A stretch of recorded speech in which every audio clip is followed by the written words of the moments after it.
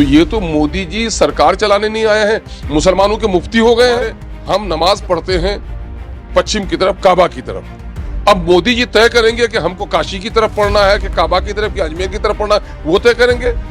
हम नमाज पढ़ते हैं, हम सर झुकाते हैं, मोदी जी तय करेंगे कितना सर झुकाना है, कितना कमर झुकानी है।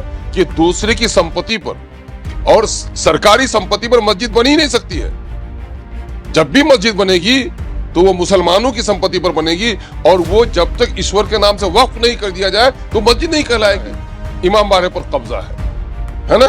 और जहां सच बात यह है कि मुख्यमंत्री का सिपाही उस पर कब्जा किए हुए हैं। इसमें नॉन मुस्लिम मेंबर को डाल रहे हैं। वो नॉन मुस्लिम मेंबर को डालेंगे तो कभी कभी ऐसा पोजीशन हो जाएगा एक्स ऑफिशियो, जो सरकारी कुछ लोग मेंबर होंगे तो उसमें मुसलमानों से ज्यादा नॉन मुस्लिम मेंबर हो जाएंगे। आपके चेयर पर बैठे हुए लोग, और आप खुद कहते हैं कि लिबासों से हम लोगों को पहचानते हैं। आपका योगी जो चीफ मिनिस्टर है यूपी का, चुन चुन को मुसलमानों के घरों में बुलडोजर लगवाया है। और अगर ये कानून आप पास करेंगे, न जाने हमारे कितने कब्रिस्तानों पर बुलडोजर चलेंगे, न जाने हमारे कितने मस्जिदों में ताले बंद हो जाएंगे, कितने खानकाहें और कितने इमाम बारे हमारे बंद हो जाएंगे। और उस पर आप जितने भी राइट्स हुए हैं, आप कम्युनल राइट्स हुए हैं, आप देख लीजिए लगभग 40,000 से ज्यादा राइट्स हुए हैं। उसमें 90% नुकसान अगर किसी का हुआ है तो मुसलमानों का नुकसान हुआ है। कि बाहर में आप जाइए तो हिंदू और मुसलमान जाके करिए, लेकिन आप तो बाहर जब जाते हैं तो या हबीबी ऐसे गले मिलते हैं जाकर कुवैत के अमीर से, सऊदीया में जाकर ऐसे गले मिलते हैं कि बस कलमा पढ़ना बाकी रह गया आपका। बीजेपी के लोग खुश हैं कि वक्फ बोर्ड की मिर्ची, वक्फ बिल की मिर्ची पकड़ाकर मुसलमानों को सड़क पे उतार दिया है। अब मेरा कॉमनल वोट एक मुत्तहिद हो जाएगा। दूसरी तरफ अदर देन जो दूसरी पार्टियां हैं, गठबंधन एंड अदर्स पार्टियां, वो भी अंदर अंदर मुस्कुरा रही हैं कि अब मियां जाएगा किधर, अब तो भागकर मेरी तरफ। नमस्कार, मैं विकास कुमार और आज हमारे साथ मौजूद हैं अख्तरुल ईमान साहब, जो AIMIM के अमौर से विधायक हैं MIM पार्टी में और प्रदेश अध्यक्ष हैं AIMIM के, या यूं कहें कि बिहार के हेड हैं। हम इनसे वक्फ बोर्ड पर जो बवाल मचा हुआ है उस पर बात करने के लिए पहुंचे हैं। सबसे पहले सर धन्यवाद समय देने के लिए। बहुत बहुत शुक्रिया, आप आए, आपका इस्तकबाल है। सर, वक्फ बोर्ड को लेकर जो बवाल मचा हुआ है, उस संशोधन को लेकर, उस बिल को लेकर आखिर कहां ऑब्जेक्शन है? देखिए, सवाल यह पैदा होता है कि खट्टे फलों से अगर मिठास होने लगे और शहद में अगर तीतापन हो, समझिए उसमें कुछ गड़बड़ थोड़ा है, वो जहर की अलामत है। ये मोदी हुकूमत जो ये कहती है कि वक्फ अमेंडमेंट बिल 2024 वक्फ को प्रोटेक्ट करने के लिए हम ला रहे हैं, डेवलप करने के लिए ला रहे हैं, तो आखिर ये अचानक हमदर्दी मुसलमानों के ताल्लुक से कैसे हो गई मोदी की जी के दरमियान? जिनके लोग लिबास से पहचाने जाते हैं, कुत्तों के बच्चे के दब जाने का जितना गम हो उतना इंसानों का गम नहीं होता है। 2002 के कत्ले आम पर जिसने कहा मैं गौरव यात्रा निकालूंगा, है ना, तो वो शख्स मुसलमानों का हमदर्द कैसे हो जाएगा? मामला ये है कि वक्फ अमेंडमेंट बिल 2024 पूरे तौर पर मोदी हुकूमत की बदनीयती है, जो मुसलमानों को तड़पाने और परेशान करने के लिए CAA का कानून लेकर आए, मुसलमानों के धार्मिक मामले में हस्तक्षेप करते हुए जिन्होंने तलाक बिल का मामला लेकर आया, और वो आदमी वक्फ अमेंडमेंट बिल के जरिए से मुसलमानों की हमदर्दी का दम भरता है। ये पूरे तौर पर मुसलमानों के पूर्वजों की दी गई संपत्ति, वो भी कौन सी ये संपत्ति किस लिए है? अनाथ के लिए, विधवा के लिए, बीमारों के लिए, मुसाफिरों के लिए है, यानी गरीब लोगों के, मजबूर लोगों के, निसहाय लोगों के सहयोग के लिए है। उससे उसके कुछ धार्मिक संस्थान चलें, उनके मस्जिदों का, उनके खानकाहों को आबाद किया जाए, इस काम के लिए है। और मोदी हुकूमत उसको भी छीनना चाह रही है। एक तो ये है कि वक्फ अमेंडमेंट एक्ट 1995 के बावजूद, 2013 के बावजूद भी, हालांकि वक्फ ट्रिब्यूनल को इख्तियार दिया गया, उसके बावजूद भी वक्फ की हजारों एकड़ जमीन नाजायज कब्जे में है। सरकार कब्जा मुक्त नहीं करा रही है, जबकि देश के गरीबों के लिए, क्या माइनॉरिटी इस देश के नागरिक नहीं है? और उनके नागरिकों के अगर उत्थान के लिए, उनके सहयोग के लिए अगर काम कराया जा रहा है, एजुकेशन का काम कराया जा रहा है, बीमारों के दवा का काम कराया जा रहा है, विधवाओं और यतीमों के लिए काम कराया जा रहा है, तो गवर्नमेंट को तो खुद ही NGOs वगैरह को पैसे दे रहे हैं ताकि साहब कम से कम डिप्राइव्ड क्लास को आप वो करें, अपलिफ्ट करें। तो हमारे यहाँ पहले ही से हमारे पूर्वजों ने अपनी निजी संपत्ति वक्फ की है, तो इसके मैनेजमेंट का मामला, और फिर हम लोग कहते हैं वाकिफ, जिसने वक्फ किया हो, वाकिफ ने जिस नीयत से वक्फ किया हो, उसने अगर ये वक्फ किया है कि मेरी ये संपत्ति एजुकेशन में लगाई जाएगी, तो किसी को ये हक नहीं बनता है कि उसके खिलाफ काम करा जाए। किसी ने कह दिया है कि मेरी इस संपत्ति से रमजान के महीने में लोगों के, गरीब लोगों को उसके रोजा इफ्तार कराने और सेहरी खिलाने का मामला होगा, कोई दूसरा उसमें बदल नहीं सकता है। ये हमारा धार्मिक मामला है। जिस तरह पूजा पद्धति है, ठीक उसी तरह से हमारी ये पूजा पद्धति है। और इसमें जबकि कानून की नजर में इक्वलिटी बिफोर लॉ हमारे संविधान की आत्मा है, जो आर्टिकल 14 इसको वजाहत करता है। अब आर्टिकल 19 में देख लीजिए, 25 में, 26 में, 29 में, 30 में अपनी भाषा, अपने धर्म के प्रचार, एक्सप्रेशन की आज़ादी, अपने धार्मिक संस्थानों को चलाने का मामला, ये सब कुछ, अपनी तहजीब को, अपने कल्चर को, अपनी सभ्यता को प्रोटेक्ट करने का मामला, ये तो हमारे फंडामेंटल राइट्स हैं। और इस पर हस्तक्षेप कर रहा है, और ये मुसलमानों के साथ आप कर रहे हैं। और जब वक्फ करने वाला कोई होगा तो आप ये तय करते हैं कि वो प्रैक्टिसिंग मुस्लिम है कि नहीं 5 साल से। तो ये तो मोदी जी सरकार चलाने नहीं आए हैं, मुसलमानों के मुफ्ती हो गए हैं। क्या आप तय करेंगे कौन मुसलमान है, नहीं है, किसको अच्छा मुसलमान कहा जाए, किसको खराब कहा जाए, कौन प्रैक्टिसिंग मुसलमान है और कौन नॉन प्रैक्टिसिंग मुसलमान है, आप तय करेंगे। दूसरी तरफ मामला यह है कि यहां पर हिंदू न्यास परिषद की जमीन है, श्री सिख लोगों का बंधक समिति है उनका, श्री गुरुद्वारा प्रबंधक समिति है उनका। क्या उसमें कोई नॉन मुस्लिम हो सकता है मेंबर? नॉन सिख हो सकता है? नहीं हो सकता है। और यही होना भी चाहिए। भारत का जो सेकुलरिज्म है, हमारा जो लोकतांत्रिक व्यवस्था है, उसमें यही है कि सबको अपने धर्म की आजादी होगी, अपने धर्म का पालन करना सबका अधिकार होगा, और दूसरे के धर्म का आदर करना सबका दायित्व और कर्तव्य होगा। तो हम तो दूसरों के धर्म का आदर करते हैं, लेकिन मेरे धर्म के अनादर पर क्यों सरकार वो की हुई है? हम नमाज पढ़ते हैं पश्चिम की तरफ, काबा की तरफ। अब मोदी जी तय करेंगे कि हमको काशी की तरफ पढ़ना है कि काबा की तरफ कि अजमेर की तरफ पढ़ना है, वो तय करेंगे। हम नमाज पढ़ते हैं, हम सर झुकाते हैं, मोदी जी तय करेंगे कितना सर झुकाना है, कितना कमर झुकानी है। ये कहां से मामला आ गया? ये पूरे तौर पर मुसलमानों के धार्मिक मामले में सरकार का हस्तक्षेप है। अब बताइए, ये हंगामा किया गया है कि मुसलमानों की बड़ी संपत्ति है, बड़ी संपत्ति है। अरे भाई, आप केरल में चले जाइए, कर्नाटका चले जाइए, आंध्र प्रदेश चले जाइए, उड़ीसा चले जाइए, वहां हिंदू इनरोलमेंट बोर्ड को जितनी जमीन है, उतनी जमीन उस आबादी और क्षेत्रफल के हिसाब से मुसलमानों के पास कुछ भी नहीं है, लेकिन आप उसका हंगामा नहीं करते हैं। गया में बौद्ध ट्रस्ट है, तो उसमें आप अगर मुस्लिम नॉन मुस्लिम ये होगा, डीएम होगा, तो उसका सिक्योरिटी होगा एक्स ऑफिसियो, लेकिन अगर मुस्लिम डीएम होगा तो उसका मेंबर नहीं होगा। आप यहाँ एक पक्षपात कर रहे हैं। और फिर हम नहीं चाहते कि न्यास बोर्ड में किसी मुसलमान को आप मेंबर बनाएं, हम कभी नहीं चाहते हैं। वो जिसके आस्था की संस्था है, उसके लोग उसमें हों, वो बेहतर तौर पर वो काम कर पाएंगे। लेकिन जब वो ऐसा नहीं हो सकता और नहीं करना चाहिए, तो फिर हमारे वक्फ बोर्ड में आप क्यों जबरन नॉन मुस्लिम को मेंबर बनाना चाह रहे हैं? दूसरी तरफ यह है कि वक्फ बोर्ड का पर कतर रहे हैं आप। वक्फ ट्रिब्यूनल जो था, वहां पर जो ट्रिब्यूनल का जज भी होता था, वो चीफ जस्टिस ही उसको बहाल करता है। वक्फ बोर्ड का जो मामला होता है, सीईओ होता है, वो सरकारी अफसर ही होता है। वक्फ बोर्ड को बिहार में और माइनॉरिटी मिनिस्ट्री देखती है, तो माइनॉरिटी का जो आपका सेक्रेटरी होता है, वो भी सरकार का ही होता है। लेकिन वक्फ बोर्ड इस मामले में एक्टिव रोल प्ले करती है। वक्फ बोर्ड चूंकि मुसलमानों के मेंबर्स में होते हैं, और किस तरह धार्मिक काम में लगाया जाएगा, वाकिफ ने, जिसने ये जमीन ईश्वर के नाम से वक्फ किया हो, वो किन किन कामों में लगाना चाहते हैं, कैसे लगाना चाहते हैं, वो बेहतर तौर पर मुस्लिम लोग जानेंगे। लेकिन आप सारा इख्तियार डीएम को देने जा रहे हैं।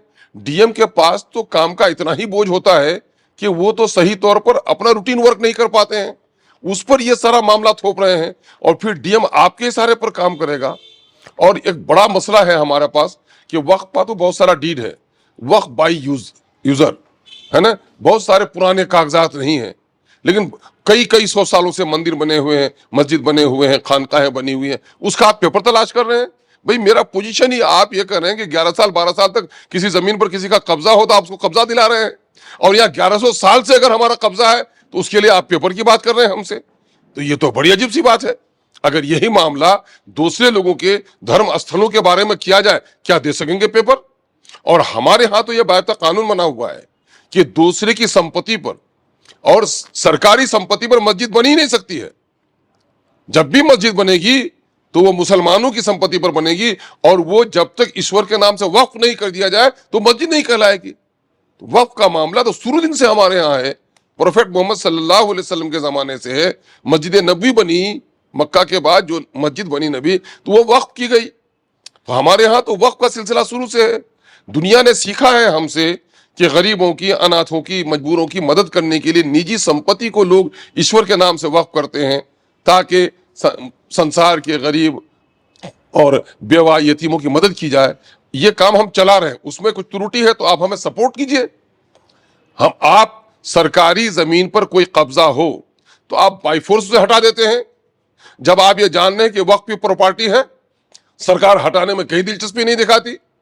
अभी आपको मैं दिखाऊं, फतुहा का मामला है, इमाम बाड़े पर कब्जा है ना, और जहां सच बात यह है कि मुख्यमंत्री का सिपाही उस पर कब्जा किए हुए है ना। अब वो मुख्यमंत्री जी को 2021 में दरखास्त दी गई, 2023 में दी गई, वक्त के जिम्मेदार मंत्री को दिया गया, लेकिन उस पर अब तक कब्जा नहीं हटा।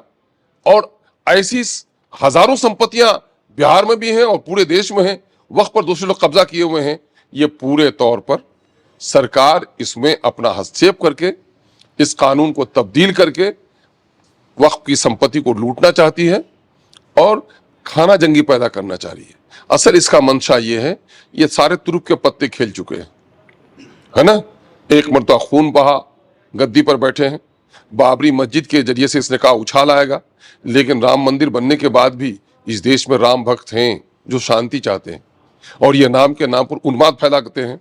इनका उन्माद नहीं फैला तो ये मुसलमानों को मिर्ची लगाने वाला, जो मिर्ची लगे इसको, ऐसा कानून ढूंढ ढूंढ के लाते हैं। वक्फ का मामला आप जानते हैं, हाँ, मैंने लाखों एकड़ जमीन हमारे पूर्वजों ने कब्रिस्तान के नाम पर दी। कब्रिस्तानों में बहुत सारे कागज हैं, कहीं नहीं है। कब्रिस्तानों में कहीं कहीं बदमाशी करके कुछ लोगों ने कब्रिस्तान को कब्रिस्तान लिख दिया है, जबकि 300 साल तक वहां पर कब्र वो दिया जा रहा। ये हुआ है अभी 52 में हुआ सर्वे, और 300 साल से कब्रिस्तान है, उसको कब्रिस्तान कर दिया गया है। तो कहीं ना कहीं से मुसलमानों को तरपाने, तरसाने, परेशान करने के लिए मोदी जी अपना कॉम्युनल वोट को एकत्रित करने के लिए इस तरह का कानून लेके आए हैं। अच्छा, ये जो वक्फ बोर्ड है, देखिए इसमें क्या है कि बहुत सारे हमारे दर्शक हैं, आखिर इसमें क्या ऐसा चेंज करना चाह रही है सरकार जिसको लेकर विरोध है? भाई, वक्फ बोर्ड का मेंबर नॉन एमएलए होगा, एमपी होगा, लेकिन जरूरी है कि मुस्लिम हो, ताकि वो जाने कि वक्फ की आत्मा क्या है। तो चेंजेस क्या हो रहे हैं? इसमें नॉन मुस्लिम मेंबर को डाल रहे हैं, वो नॉन मुस्लिम मेंबर को डालेंगे तो कभी कभी ऐसा पोजीशन हो जाएगा एक्स ऑफिशियो, जो सरकारी कुछ लोग मेंबर होंगे तो उसमें मुसलमानों से ज्यादा नॉन मुस्लिम मेंबर हो जाएंगे। जाहिर है कि मेजोरिटी का जो फैसला होगा वही फैसला मान्य होगा। और ऐसे में जो वक्फ की हमारी जमीन है, वक्फ की जो हमारी प्रॉपर्टी है, वो इस्लामी जो शरीयत है हमारी, उसके मुताबिक उसका इस्तेमाल न करके ये दूसरे काम में लगा देंगे। तो भाई, आप ये जान रहे हैं, Sachar committee report, Ranganath Mishra commission report, Gopal Singh panel report, census की रिपोर्ट, मुख्तलिफ एनजीओज की रिपोर्ट ये कहती है कि देश में मुसलमानों की स्थिति बहुत अच्छी नहीं है। अगर ये हमारे हितैषी हैं तो अभी बिहार में जाति आधारित गणना की रिपोर्ट आई है। जाति आधारित गणना की रिपोर्ट के मुताबिक 13 करोड़ का बिहार हो गया है, और उसमें 18% मुसलमान है, और नौकरी में मुसलमानों की 3,68,000 होनी थी, और 1,63,000 नौकरी, 1,95,000 नौकरी से मुसलमान महरूम है। शेड्यूल कास्ट के लोगों की 4,11,000 होनी थी, 1,10,000 नौकरी उनकी भी चली गई है। Other than Muslim and schedule caste, सब लोगों की नौकरी उनके हिस्से से दोगुना, तेगुना, 2.5 गुना ज्यादा है। तो हमारी नौकरी कैसे मिल पाएगी? हमारा प्लान कैसे रुकेगा? हमारे बच्चों का ड्रॉप आउट कैसे रुकेगा? हमारे बच्चों का एजुकेशन कैसे मिल पाएगा? हमारे लोग कारोबार कैसे कर पाएंगे? हमारी बेटियों की तालीम कैसे हो पाएगी? इसके बारे में तो सरकार फिक्रमंद नहीं है। होना चाहिए था कि वेलफेयर स्टेट की और सबका साथ सबका विकास। तो अब हमें इसके बारे में सोचे ना। आप देख लीजिए बैंक की रिपोर्ट, लोन के लिए दरखास्त अगर माइनॉरिटी के लोगों ने दी है 100, तो 5 को लोन मिला है, 95 को रिजेक्ट हुआ है। आप जाकर देखिए जो कृषि का लोन मिलता है, किसान क्रेडिट, उसमें हमारे मुस्लिम किसानों को छांट छांट कर रख दिया जाता है। भाई अगर ऐसी बात है, अगर सबका साथ सबका विकास, तो इक्वल अपॉर्चुनिटी कमीशन ला दो। इंसाफ अगर चाहते हो तो जिसकी जैसी आबादी, जिसकी उतनी भागीदारी, यही तो लोकतंत्र का मूल मंत्र है ना। ये तो आप करने के लिए तैयार नहीं हो। तो आप जब सीएए का कानून मुसलमानों को टारगेट करके बना रहे हैं, आप जब तलाक का मामला मुसलमानों को देकर बना रहे हैं, आपके चेयर पर बैठे हुए लोग, और आप खुद कहते हैं कि लिबासों से हम लोगों को पहचानते हैं, आपका योगी जो चीफ मिनिस्टर है यूपी का, चुन चुन के मुसलमानों के घरों में बुलडोजर लगवाया है। आप एक तरफ ये कहते हैं कि हिंदुओं के जो पर्व त्योहार के मेले होंगे, जबकि हिंदू मुसलमान का संगम ही है, हमेशा से हमारे लोग मिलजुल करके रहे एक दूसरे से। लेकिन आप ये भी कहते हैं कि साहब आज भी मजार में जाइए आप, अजमेर में अगरबत्ती बेचने वाले नॉन मुस्लिम है, कोई दिक्कत नहीं है। आज हमारी बस्ती में चलिए, सीमांचल में मुसलमान मरता है तो हिंदू आंसू बहाता है, हिंदू मरता है तो मुसलमान जाकर के वहां चिता के पास रोता है। ये जो प्रेम है हमारा, इस प्रेम को आप खत्म करना चाह रहे हैं। आप कह रहे हैं कि हिंदुओं के मेले में मुसलमान दुकान नहीं लगाएगा। एक तरफ आप एक तुगलकी फरमान जारी कर रहे हैं, और दूसरे मुसलमानों की अपनी पैतृक संपत्ति है वो वक्फ की जमीन, और उस पर आप जबरन नॉन मुस्लिम्स को उसमें कब्जा दिलाना चाह रहे हैं। ये कहाँ का इंसाफ है भाई। ये मेरा मामला है, हमारा मामला है, हम कानून से ऊपर नहीं हैं। आखिर देश के कानून से ही जो नियम बने हुए, उसी नियम के मुताबिक ये जो नियम बना हुआ है वो एनफ है हमारे लिए। उसको और सरकार को मजबूत बनाना चाहिए, लेकिन उसको कमजोर करके सरकार वक्फ में बोर्ड में नॉन मुस्लिम को मेंबर बनाकर वक्फ ट्रिब्यूनल के अख्तियारात को खत्म करके डीएम को अख्तियारात दे रहे हैं आप। तो ये कहीं ना कहीं से मुसलमानों की संपत्ति को हड़पना है। और अगर ये कानून आप पास करेंगे, न जाने हमारे कितने कब्रिस्तानों पर बुलडोजर चलेंगे, न जाने हमारी कितनी मस्जिदों में ताले बंद हो जाएंगे, कितनी खानकाहें और कितने इमाम बारे हमारे बंद हो जाएंगे।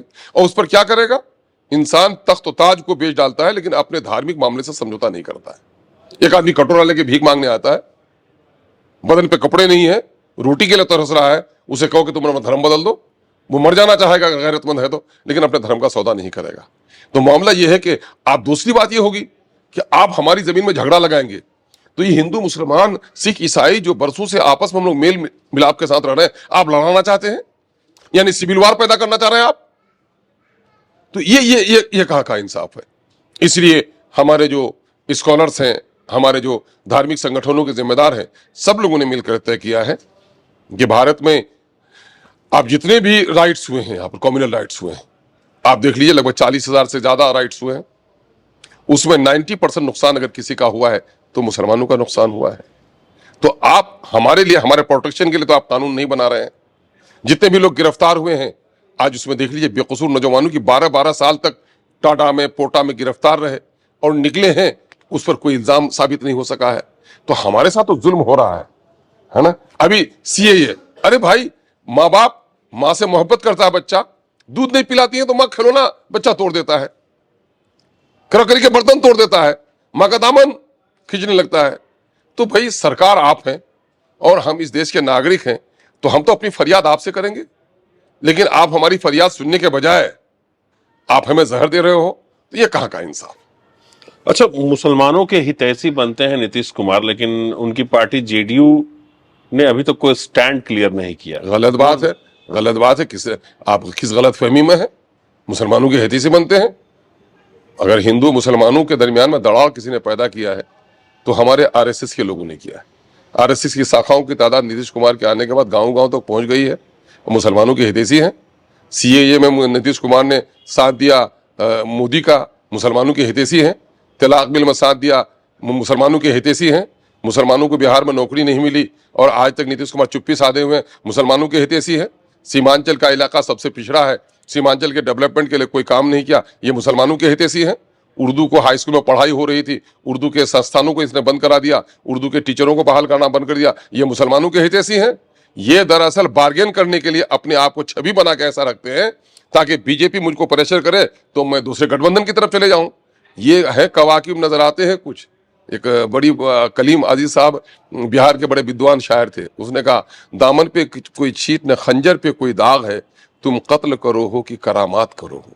नीतीश कुमार जी बड़ी चालाकी के साथ, है ना, मैं अक्सर कहता हूं कि कोई दुश्मन होता है तलवार से गर्दन काट देता है और कोई शहद में जहर मिला के पिला देता है। नीतीश कुमार कब से हितैषी हो गए मुसलमानों के? ये जो कोई नादान मुसलमान होगा जिनको अक्ल कम है, सियासी समझ नहीं है, वही समझता होगा सारे एजेंडे बीजेपी के ये ला रहे हैं, सारे एजेंडे ला रहे हैं। कितने मुस्लिम हैं उनके? अगर नहीं है तो उसके तो थे, विधान परिषद में तो मुस्लिम थे, अपनी मिनिस्ट्री में क्या जगह दी उसने? मुसलमानों के हितैषी हैं। एक अदद बेचारा जमा खान को दिया भी है शोपीस के तौर पर, उसका कोई इख्तियार है नहीं, उसकी चलती भी नहीं, वो बेचारा लाचार है, मजबूर है, विकलांग है वो, है ना। हितैषी हो गए, किस वजह से हितैषी हो गए बताइए? जितनी नौकरियां मिली हैं, नौकरियों की लाइफ 30-35 साल की होती है, और अभी जो रिपोर्ट आई है ना, लगभग 3,000-4,000 करोड़ 3,000 करोड़ रुपए से कम खर्च नहीं हुआ इसमें। 500 करोड़ तो सिर्फ कैश दिया गया, और पंचायत सचिव से लेकर विभाग के सचिव तक लग करके रहे 3 महीना 4 महीना रिपोर्ट तैयार करने में। वो रिपोर्ट छनकर आई है। मुसलमान 1,95,000 नौकरी से वंचित है। मुसलमानों का जो सोशल स्टेटस है, मुसलमानों के जो पक्के के मकानात हैं, जो उनका जीवन स्तर है, वो बहुत ही नीचे है। उसके लिए कोई पॉलिसी नहीं बनाई। कौन सी हितैषी हो गई है? ये गलतफहमी लोग पाल रखे हैं। कुछ लोगों के निज स्वार्थ जुड़े हुए हैं नीतीश जी से, है ना। वो लोग जाके डंका पीट रहे हैं, अखबारों में लिख रहे हैं, वो उनका निज स्वार्थ है। उनके दामाद की कहीं बहाली हो रही हो, उनके संस्था को कुछ पैसा मिल गया हो, है ना, उनके अखबार को कुछ पैसा मिल गया हो, तो उसका ढोल पीट रहे हैं। बिहार के मुसलमानों के साथ नीतीश ने इंसाफ नहीं किया है। अच्छा, बिहार में जो है वो नमाज को लेकर भी सियासत हो रही है।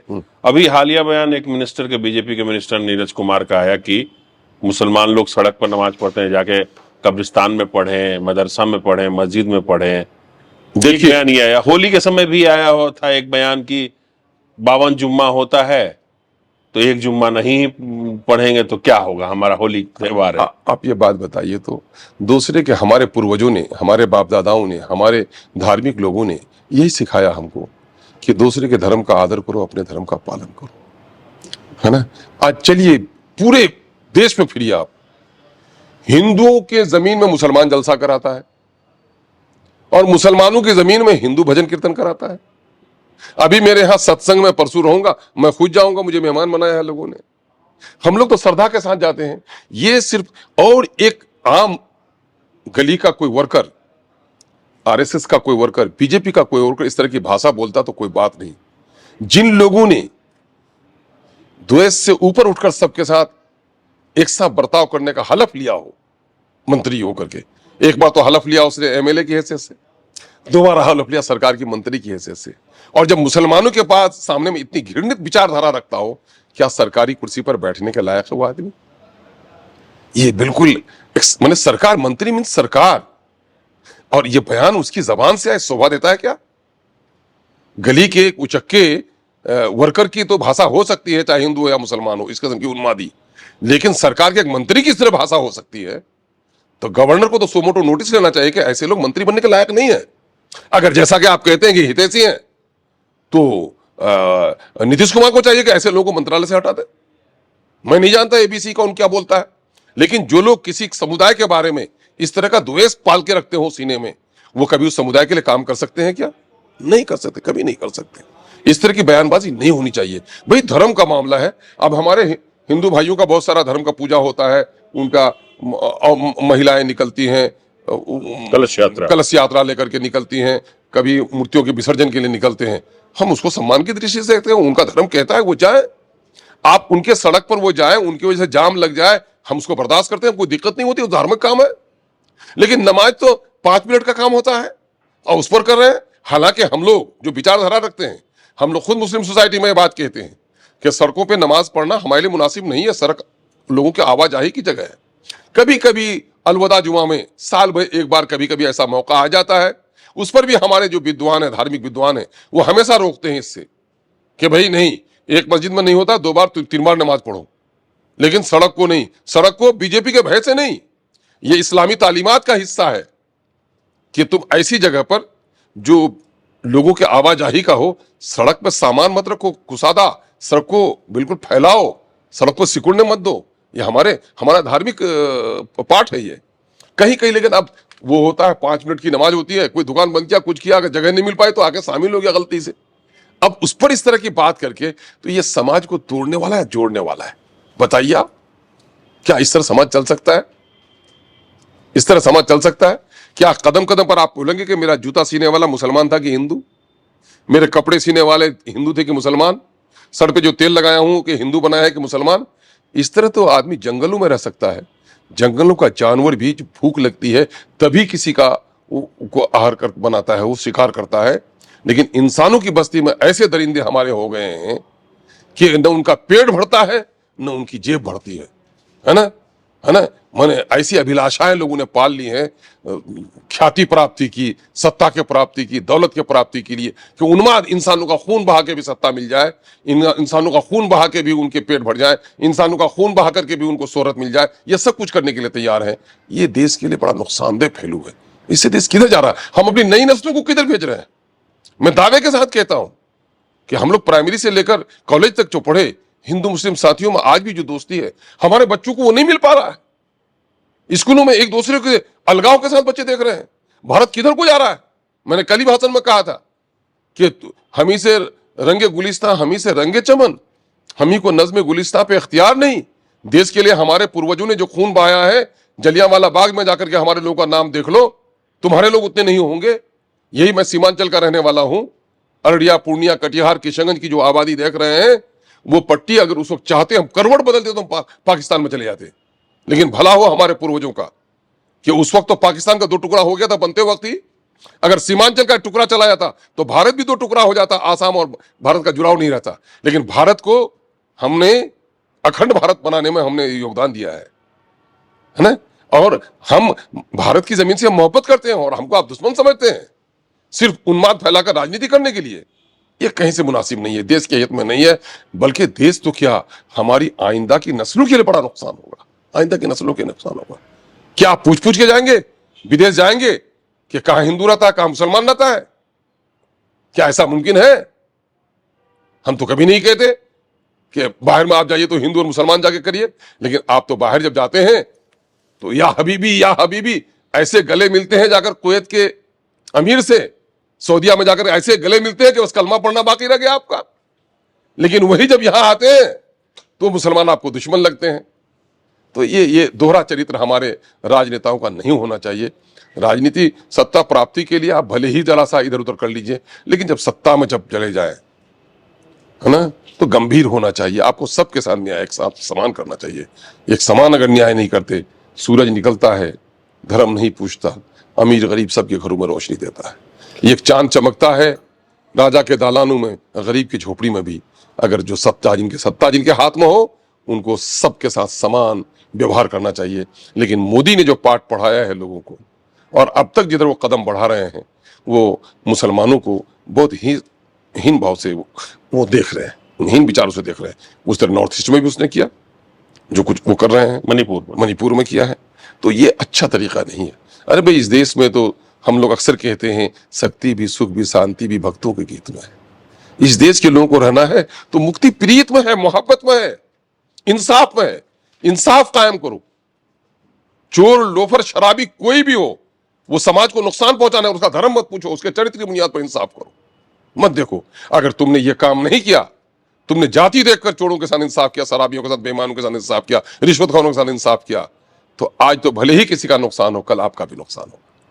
अच्छा, अब आखिरी सवाल। नीरज बबलू ने आगे कहा कि वक्फ बोर्ड के पास इतनी जमीन है जितना पाकिस्तान का क्षेत्रफल नहीं है। वक्फ बोर्ड से जमीन लेके हाँ, गरीबों में बांट देना चाहिए। ये बकवास है। मैंने कहा ना, इस तरह की ये सारी उन्मादी भाषा है, उन्मादी भाषा है। मैंने कहा केरल में, तमिलनाडु में, कर्नाटका में, तेलंगाना में, उड़ीसा में हिंदू इनरोलमेंट के पास जितनी जमीन है उतनी जमीन तो वक्फ के पास भी नहीं है। उसकी बात क्यों नहीं करते, है ना? तो ये सिर्फ उन्माद फैलाने वाली भाषाएं हैं। अभी देखिएगा, एक कवि ने कहा था, सरहद पे तनाव है, लगता है देश में चुनाव है ना?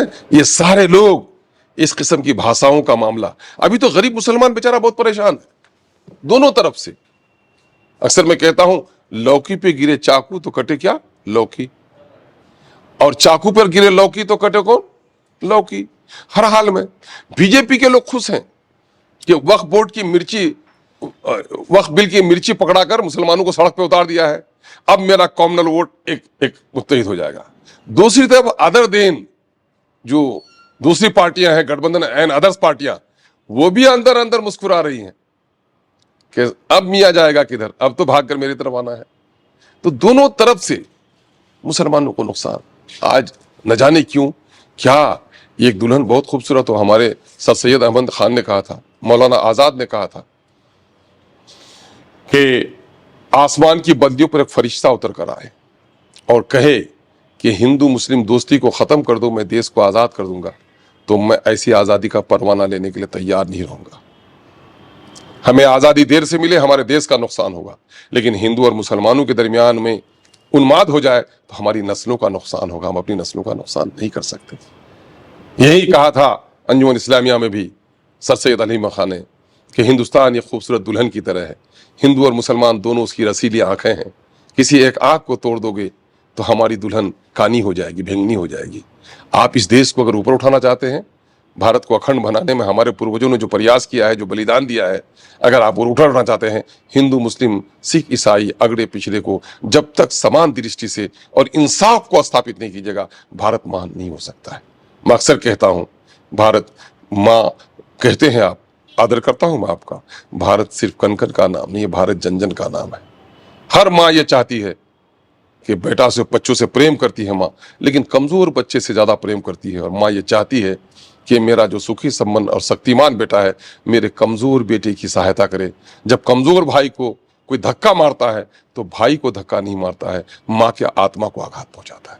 आज जो लोग भारत को माँ कहते हैं और मुसलमानों के साथ, दलितों के साथ जो लोग बदसलूकी करते हैं, वो भारत माँ के अच्छे संतान नहीं हो सकते, कभी नहीं हो सकते। इसलिए झूठा है अगर वो भारत माता की जयकार करते हैं, झूठ कहते हैं। भारत माता की आत्मा कभी नहीं चाहती है कि मेरे संतानों के दरमियान में इस तरह नफरत का माहौल पैदा हो। चलिए, बहुत बहुत धन्यवाद। ये थे अख्तरुल इमान, जो AIMIM के प्रदेश अध्यक्ष हैं और अमोर से विधायक हैं। बिहार में या पूरे देश में उस तरीके का कोई माहौल है ही नहीं जो सियासतदान दिखा रहे हैं। हिंदू मुस्लिम कौमी एकता और गंगा जमुनी तहजीब का बिहार है, और इस तहजीब को हमें और आपको सबको मिलकर आगे ले जाना है। अभी के लिए मुझे और जयप्रकाश को दीजिए इजाजत। नमस्कार।